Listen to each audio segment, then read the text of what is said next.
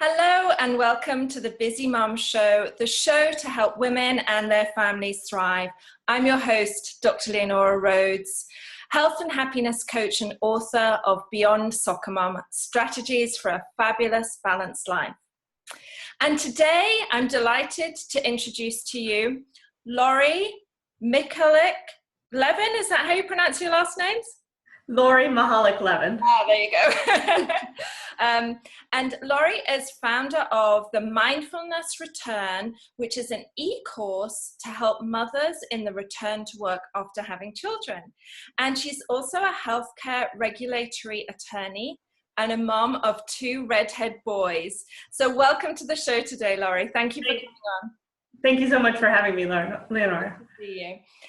So Lori, you have an interesting story. Tell us a little bit about your journey and how you came to writing the Mindful Return e-course. Great, yeah. So I'm a healthcare attorney by day, and I have a 4.5-year-old and a 2.5-year-old. And I returned to work after about a 4-month maternity leave after my first child. And it was hard, but not impossible. And then I returned to work after my second maternity leave, and I found that 1 child plus 1 child felt like 85 children, and going back to work was so incredibly difficult that I really struggled with the idea that there are courses out there that help moms prepare for childbirth. There are courses on how to massage your baby. There's a course on how to, make baby food in an organic way. But there's no course out there that I could find on how to help navigate the transition back to work after maternity leave, either, not losing your mind or knowing that you're losing it in conjunction with women all over the globe who are doing the same thing. And so I was really inspired by this lack of a resource out there to create something that could help women as they transition from being on maternity leave to going back to the office. That sounds really cool. And you're right, there are lots of courses out there and lots of different things, but that return to work is so difficult. I returned to work when my first son was 5 months old, and I had prepared for it and I knew it was coming, but it was still incredibly difficult. So it's great that there are resources out there for other mothers. And you mentioned something about not feeling alone in the process. I think it's really, really helpful to know that there's other people have been there, done that, and survived, and that you can learn from them. So you don't have to just constantly reinvent the wheel. Yeah, exactly. I mean, one of the first things that I did before I created this e-course was to look around the office where I was. And there were 600 people in the office. And so clearly lots of women had gone on a maternity leave and come back, but nobody was talking about it in the office. So the first thing I did when I got back the second time was to create a community within our office of people who can meet once a month for lunch and have a Google Plus group where we could share ideas and baby stuff and whatever. And just feeling supported in my own office felt so good that I thought, why not be supported on a much broader basis? And so the power of an e-course or an online community is that you can really have women, new moms from anywhere in the United States, in fact, anywhere in the globe, connecting over these issues. And the last session of the course that I did, there was a woman joining us from Belgium. And so it's very cool to kind of get the perspective of people all over the world who are facing these same struggles that we are. That's really interesting. So I have a question for you about whether you think the corporate world is kind of embracing motherhood. I don't know if you read the book Lean In by Sheryl Sandberg. Twice. Yes, yeah. It's a very interesting read, and I think a lot of mothers felt that her book came from the perspective of a woman who had so much support that maybe she didn't really know what it was like to be a regular mother returning to work, having to deal with the corporate world. How has that been for you? I know you're just from the experience with one firm, but how was that kind of process? Yeah, well, let me speak a little bit to Lean In first, and then I'll answer that question. But I mean, I read Lean In twice. The first time I read it and I was intrigued, and the second time I said, I need a second look at this. Yeah. And I think there are a lot of valid criticisms about the fact that it's not relatable to a lot of women. But what I took away from it is that women can and should be mentoring each other more. And so I actually did what Sheryl Sandberg recommended at the end of the book and created a Lean In circle here in Washington, D.C. of health policy lawyers, of which I am one, And so we meet on a regular basis, and it's a pure mentoring thing. And so it's not necessarily, are you going after the highest job at the fastest pace, but are you doing what's right for you and what's right for your family? And how can you be a leader in your organization even while navigating motherhood? And so I think the approach I took to Lean In was, it's a cool way of motivating us to connect with our peers to help us figure this whole family life work thing out. And in terms of the corporate world, I mean, it's hard to stereotype, but I think more and more places are recognizing that in order to retain talented women, they need to do things differently. And so whether it's flexible work options, or IBM just recently announced that it's going to pay for women to have their breast milk sent back home for them whenever they're out on, they're traveling on work travel. So they don't have to worry about lugging the coolers through the airports, which is something I definitely did. And there are relatively simple ways that companies can make that work-life balance more seamless and more effective and feel like moms are more supported in the workplace. Yes. And I think companies are starting to figure this out. I've just had a number of companies sign on to offer the Mindful Return e-course as a maternity leave benefit, which is something that I think helps their employees get their heads in a better place, so that when they're returning, they're a little bit calmer. They're probably more likely to stay at their jobs. Yes, absolutely. So I think companies are really searching for ways to retain that top talent. Yeah. And I think it does sound like things have maybe come a long way. My eldest son is now 17, so Yeah. it was, I was going through that process a long time ago in England in the National Health Service, and my employers were very supportive, and I was lucky, but there were a lot of women at the time were really struggling because businesses just thought that they would slot straight back in exactly the way they had before, and there was very little leniency.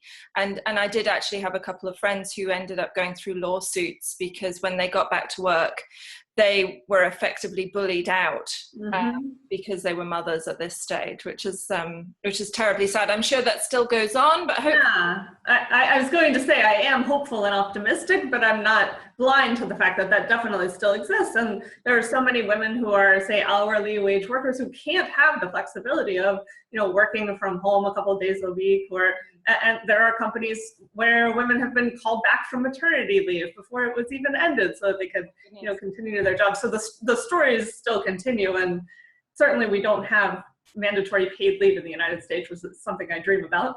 But I think we are making progress. Yes, that shocked me when I found that out.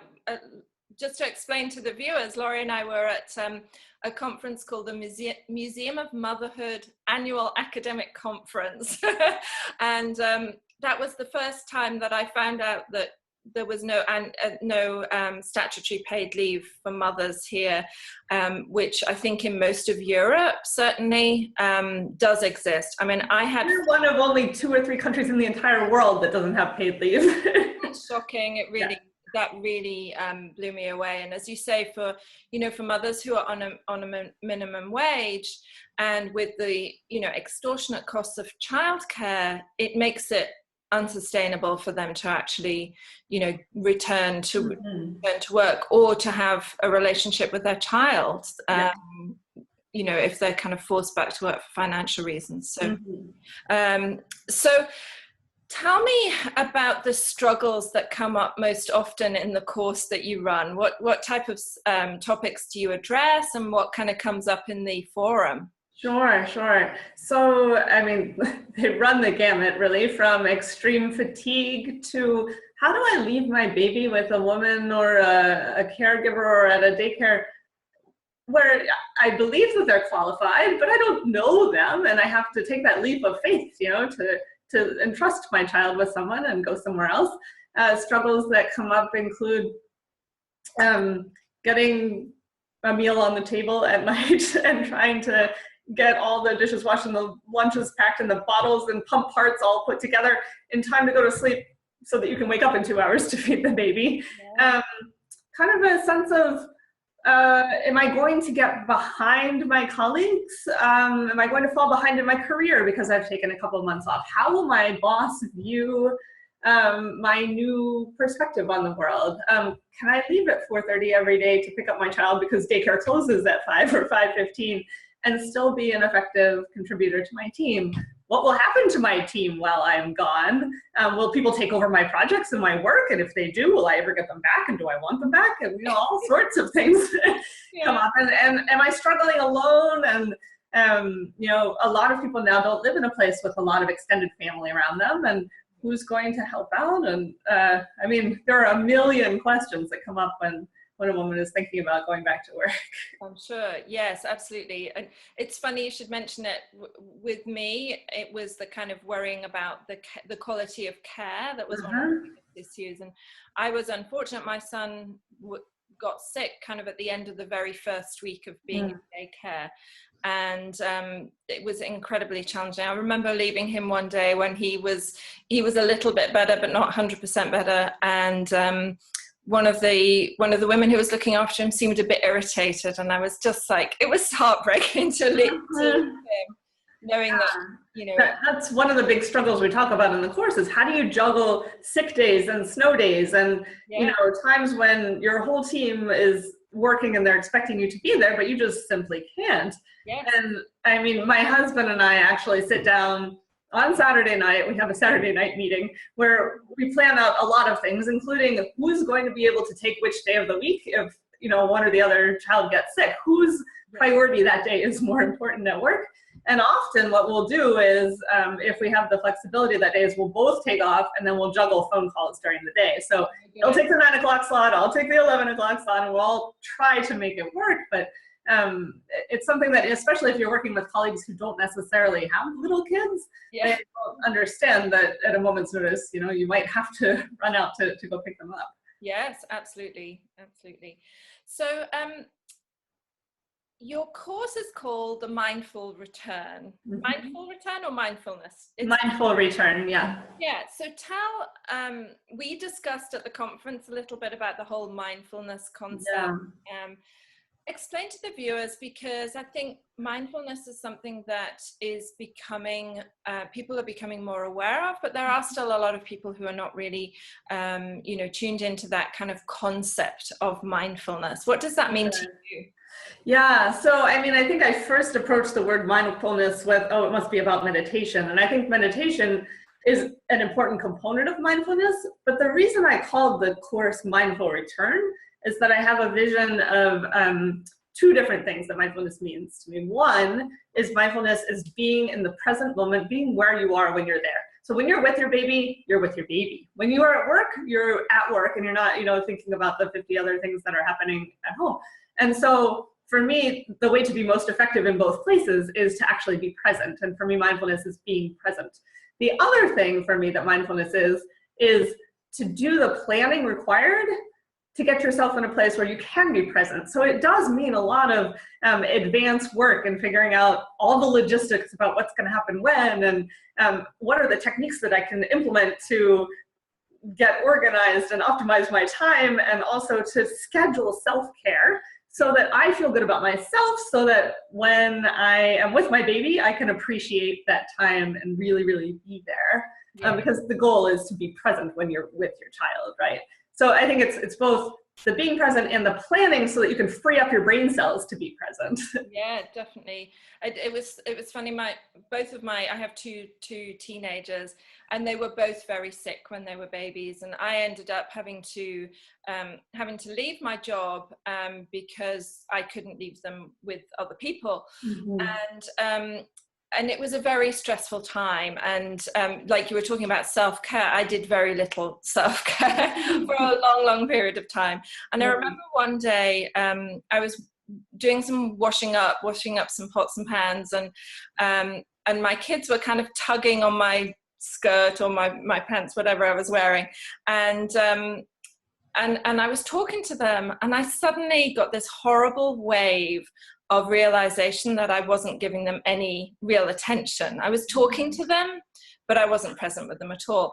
And, you can't really have a conversation with somebody, especially with a child, if you're not actually at them, and with them in that moment. And it was kind of one of those aha moments for me where I was like, just stop to stop for a moment and turn around, get down to their level, and make sure that, you know, the words that they're saying correspond to what you see on their face, you know. Exactly. Yeah. And I think, you know, as you know, I coach mothers, and I hear that kind of story a lot. And you know, I'm coaching a woman who has several children at the moment, and you know, she's kind of got children spread over 10 years. Can you imagine? No. and she's struggling at the moment with bedtime, because she says she's read the same books over and over again for over 10 years, the same kind of, you know, favorite children's books. So I kind of set her the task of, because she was just really bored with it, I set her the task of finding some new books. So they exist, yes. that she would enjoy, just so that she could be more present instead of kind of resenting the time of their children. That's a great example of kind of a small thing that you can do that can make a big difference, right? I mean, she can go out and buy a couple of new children's books that will get her more engaged. But I'm really focused on the concept of kind of micro self-care, because what new mom has time for a yoga class or a trip to the spa or anything that one might traditionally define as self-care? So I'm very interested in making sure the new moms that I work with find the 5 minutes on their way to work that they can sit on a park bench or at a hotel lobby, part of their commute anyway, and just have that time to themselves and be calm, because you're never going to get the 20-minute or the 30-minute or the hour-long chunk, especially when your baby is this big. I know, absolutely. I wrote a meditation course for busy mothers, and I mindfully created it to be 5-minute meditations, because you know, so many women know about meditation, and you know, it's in the press a lot, it's really good for you, but you know, who has 30 minutes, you know, as a busy mom to, you know, to sit down and meditate? So these, you know, 5 minutes, yes, you can find it. Have you heard of Insight Timer? It's a meditation app. And it actually, it allows you to put any number of minutes on it that you want and press start. And it does a meditation bell at the beginning and end. And then the best thing for a type A like me is that it actually has stats and records you, so you can keep yourself honest. So you know that you've meditated, you know, for an average of 5 minutes a day for the past, you know, 17 out of the past 25 days or whatever, which I appreciate, because then I think, oh man, I know I need to do this for myself. Yes. And with the app, I can prove that I have or have not been doing it. Yeah, that's a great way to keep yourself accountable. Yeah. You mentioned earlier about pumping breast milk at work. And I have to say, it was something that I didn't do. I used to do it at home, and I fed my eldest son till he was nearly a year. And I'm aware that it's kind of, and it just wasn't done back then. If you'd kind of said, I'm going to pump at work, everybody would have screaming out of the office. But I'm aware from watching television that it's happening more and more. So what was your experience of that, and what advice can you give to mothers who want to pump at work? Absolutely, yeah. So with both of my sons, I breastfed them until they were each 13 months old. And so I was basically pumping at work from the time I went back around 4 months until the 13-month mark. And so that's a lot of pumping at work. And I think the Affordable Care Act has done some great things for mandating that employers of a certain size have a specific designated pumping space. I was super lucky in that I had an office with a door. And so I was able to shut it and put a little sign on the door that just said, do not disturb, and everyone knew what it meant. But you know, when I'm advising women on this process, a couple of key takeaways, I think, are: one, if it's at all possible to have a pump at work and when at home, do it that way so you don't have to lug it back and forth every day. And to get extra pump parts, there are 2 ways of avoiding having to wash them multiple times during the day. One is to have extra parts around, and the other I've heard is to pump and then take the pump part and just stick that right into the refrigerator, so you don't have to worry about you know, cleaning it and going back to your job. I had the fascinating experience of having excess lipase in my breast milk, which meant that my sons, or at least my first son, would refuse the milk if it hadn't been scalded, because the lipase made it turn sour.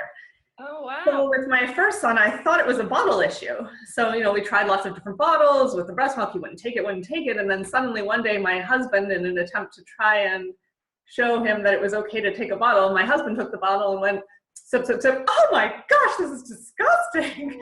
Like, well, it's not supposed to taste disgusting. So I did some research and found out that an excessive amount of lipase can cause milk to turn sour really quickly. So I did a taste test, of the milk every half an hour, and I discovered that after 4 hours, my milk turned sour if I didn't scald it. And so under my desk at work, I had a little science experiment going where I had a bottle warmer and a candy thermometer, and if you scald the milk at 160 degrees for 15 seconds, it burns off the excess lipase, and then you can store it. So mine was a pumping and scalding adventure as opposed to just a pumping adventure. Oh my goodness, that's devotion for you. That was a lot, yes. It was a lot. One thing that I haven't heard of that. yeah, one thing that I do tell expectant moms, if they have an Outlook calendar through work, to go and block pumping times now while they're pregnant, so that people don't go and steal that time from you on your calendar. Yeah. You can kind of hold it in reserve in advance. And I blocked 3 times a day to pump. Another tip that I always give folks is that no matter how baby number 1 went, baby number 2 might be completely different. Yeah. And that's probably true generally in life. Yeah. But with my first child, I had to pump 3 times a day, and I would struggle for every ounce, and I didn't know how much I was going to get. Baby number 2, I pumped twice a day, and I was just a milk machine. I mean, it was kind of amazing. And I did nothing different. And I think your body just reacts differently to different pregnancies, and you can never really know. No, absolutely. That's good advice. And when that kind of thing happens, you just need to be kind of kind to yourself and not worry too much. And I think that's something that mothers do. We judge ourselves a lot. Yes. There's enough pressure on us anyway, and then we add in our own judgment, and it can be very, very overwhelming. I mean, I had many a tear over, oh my gosh, I only got out 8 ounces instead of the 12 I was supposed to produce. What am I going to do? And you know what, in retrospect, my baby would have been fine on 8 ounces of breast milk and 4 ounces of formula, and like life would have gone on. But I was very stressed out about it at different points, which of course only makes your supply decrease, which is not good. So right. Stress is a big factor in milk production. Yeah. So, any top tips and strategies for mothers who are kind of in that period running up to heading back to work? Yeah, absolutely. I break my course into 4 categories, so I'll give a tip for each category. Maybe one is to get your head in the right place for returning, is to really develop the self-care habit as early as possible, and to find something tiny in your day every single day that is a space and time for you, because that's all the more important once you actually go back. The second kind of logistical tip is to, if you're still pregnant, to space out your discovery of different childcare options. So you don't feel all at once at the very end, oh my gosh, I've got to tour 8 daycares and go visit 8 different nannies. That you can kind of do 1 a month and plan it out so that you can evaluate your options over time. The third is to start making a list, once you become a new mom, of all the things that you are now doing better and more efficiently, and you're more effective at because you're a parent. Take the list to the office with you. Make sure your boss knows about the list. Build all the hard work that you did leaving and returning into your goals and your evaluation when you go back to work, so that everybody around you can know that you weren't just slacking, you were having a baby, and you were being very thoughtful about a well-planned maternity leave and return, and you can get credit for that when you come back. And then the fourth piece of advice, I'm a huge proponent about the community aspect and making sure that you are connected with other moms in your workplace, with other moms just in the community or in the world at large, so that you really don't feel so isolated. And I've had some women in my course say that while they were on maternity leave, they set up lunches for the first week back with other women in their office who are also moms, so that if lunchtime rolled around their first week back and they were in tears, they had somebody there who totally understood and would get it. So don't lose sight of that community aspect, and stay in touch with the people who are going through the same thing at the same time. Yes, no, that's really important. It's interesting because I run a group for mothers who are entrepreneurs in my town, because those women, it can be very isolating, running your own business. And then, you know, there's a lot of business groups out there, but when you go and you kind of mention that you're a mother as well, people kind of either, you know, turn their back on you and walk away, or they kind of, you know, touch knowingly, and it is challenging. There are just different challenges, and so finding that like-minded community who are sharing some of the journey is really, really important. So let's end by me asking you, tell us first your website, and then tell us how your mindful return e-course works and how people can find out more about it. Sure, that's great. Thank you. So my website is www.mindfulreturn.com. And to get to more information about the e-course, it's www.mindfulreturn.com/e-course. And the course, the next session is running starting August 10th, and then the next one after that starts in October. And it's a group, a cohort-based class. So you have to start it on the same day as everybody else so that you can get to know the other new moms in the community. And it's for women who are pregnant or currently on leave or about to, recently returned from maternity leave. It's a 4-week course, and every weekday for 4 weeks, you get a lesson delivered to you through a secure portal. And you can log in and you read the lesson, which is usually about the length of a blog post. And then there's a prompt that I've designed around the lesson, and everybody in the course interacts around the prompt. So you have a great discussion going with all the other course members. And there are 4 different themes of the course. The first week is all about a mindful mindset for returning. The second week is all about the logistics of returning, building the good relationship with your daycare provider and sick days and snow days and all of that. The third week is all about leadership in the space of return and how you can view yourself as a leader at work, even while you're leaving and returning. And the 4th week is all about staying in community. And you have ongoing access to the course materials after it's over. And it's been really fun to kind of have women connect and interact on these issues who are in all different sectors, from law firms to teachers to, everything in between, from all over the United States and even the world. Yeah, it's amazing. I just wish I'd had something like that when I returned to work, and there's a huge need for it. And, you touched on something earlier about women who are mothers, and all the knowledge and experience and training that we have. And as you know, Laurie, I was a physician, and I was forced to give up work for a period of time because my kids were sick. But people kept saying to me, it's such a waste of all of that education and your knowledge and experience to not be in the workplace. So, there is a huge need to help women stay in the workplace. And, it's good for the mother, but it's also, there's research that it's good for the kids too, to have a mum who works and a mum who is contributing to society and who feels good about herself as well. Yes. Happy mommy equals happy baby. Yes. Absolutely. So thank you for all the work that you're doing. I think it's an amazing program, and thank you so much for being on the show. It's been a real pleasure talking to you today. Thank you. It's been a pleasure to be here. Okay, so I hope you enjoyed watching this episode of The Busy Mom Show. If you would like to watch more episodes, check out thebusymomshow.com. Thanks for watching. Take care.